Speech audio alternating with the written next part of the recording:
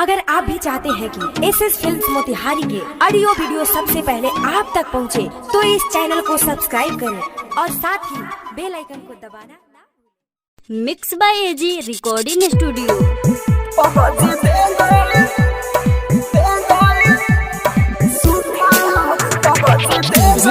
कंचन राज, हाजीपुर वैशाली।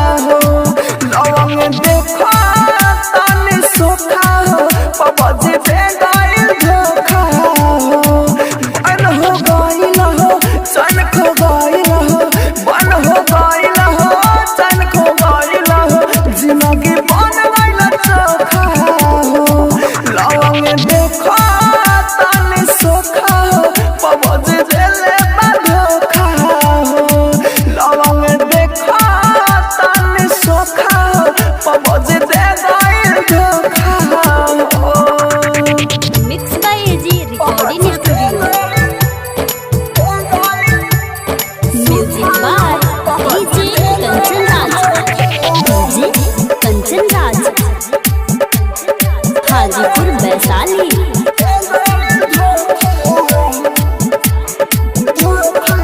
सारा लड़का रोता बाड़ सा तहरा सोझा हो, सब और से चोटा मिलता बनला बोझा हो।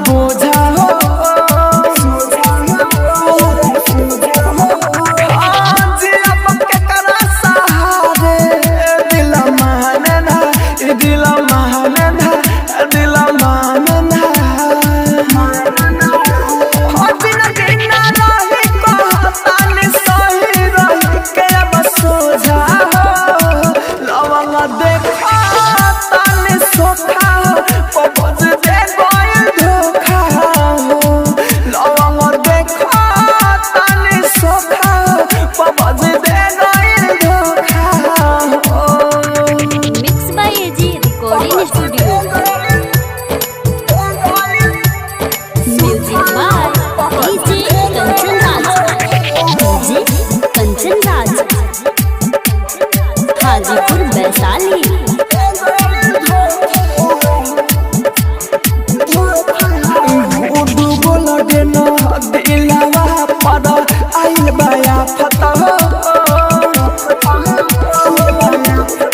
जब से खुले ना सुना गे मावा पानी का पता हो।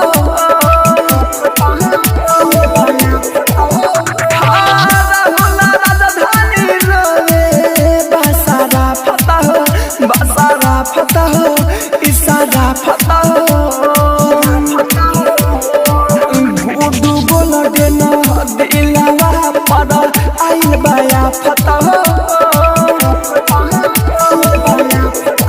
जब से खुले ना सुना गे मामा पानी का पता हो।